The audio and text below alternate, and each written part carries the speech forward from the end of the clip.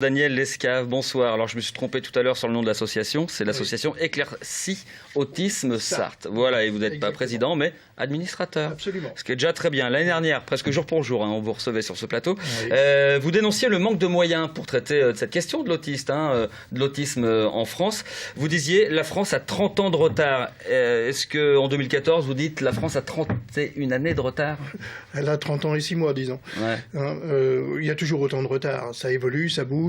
Mais si vous voulez, comme il y a de plus en plus de personnes reconnues dans la sphère du trouble autistique, on en est maintenant en pratique. On était à 1 pour 150, on est quasiment à 1% maintenant. Même certains... Donc on fait des efforts dans le diagnostic, en gros, dans la reconnaissance, mais pas dans le traitement derrière, pas dans la prise en charge. Non, ça ne suit pas. Le plan autisme n'est pas suffisant. D'ailleurs, le Conseil de l'Europe a condamné la France encore au mois de février pour mauvais traitement, pour mauvaise prise en charge des enfants autistes en France. Si on prend des enfants et des adultes, pas des autres. Oui, c'est ça. Si on prend les choses clairement, en Sarthe, c'est quoi? C'est 800 enfants et adolescents autistes pour une trentaine de places, c'est ça? Non. Ça a changé, ça a évolué. C'était ça les chiffres l'année dernière. L'année dernière, en gros, il y a 3300 à 3500 personnes atteintes d'autisme. Mais là-dedans, il y a environ 75% d'adultes.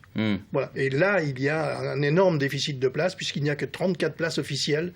Et ça n'a pas changé. Et là, on en est toujours au même point. Et ça sera vous avez espoir quand les gouvernements succèdent, aujourd'hui par exemple un nouveau gouvernement, ou est-ce qu'on a espoir que les choses puissent avancer, ou alors vous dites que c'est ailleurs que se passera on a toujours l'espoir, si vous voulez, mais aujourd'hui, le PRIAC, qui est le plan régional, pour l'instant, rien avant 2016. Par l'ARS, bien sûr, rien avant 2016. Donc mais ça peut changer, parce que ça frémit un tout petit peu. Ça frémit dans quel sens? Ça veut dire qu'on peut ça veut dire qu'on peut espérer que ça va bouger et qu'il va peut-être y avoir d'ici 2016 quand même des projets qui vont voir le jour.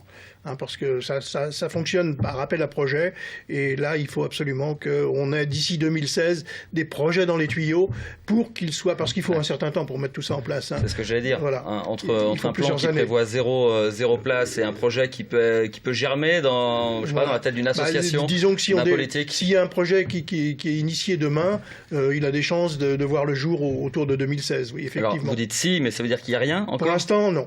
Qu'est-ce qu'il faudrait pour qu'il y ait quelque chose? Il faudrait surtout qu'il y ait une très grosse pression au niveau du gouvernement, parce que c'est le gouvernement qui décide, en fait. 2012, c'était une année spéciale consacrée à l'autisme. Oui, ça n'a strictement rien fait. Ça n'a pratiquement rien changé. Rien changé. Les diagnostics sont toujours aussi longs. Normalement, on devrait être diagnostiqué, les enfants devraient être diagnostiqués autour de 12 mois, 18 mois. C'est possible, c'est ce qui se fait aux États-Unis, dans les pays nordiques. Et aujourd'hui, on en est à 6 ans. Ils sont diagnostiqués à 6 ans. Ça veut dire qu'on perd 5 ans.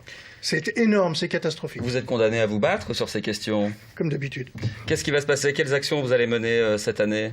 Eh bien, cette année, nous allons mener une forte action sur les médias du web, Facebook, Twitter, etc., auprès des pouvoirs publics, et puis de l'intérieur, au niveau associatif, auprès de l'ARS et du Conseil général, puisque les structures autistes adultes dépendent du Conseil général.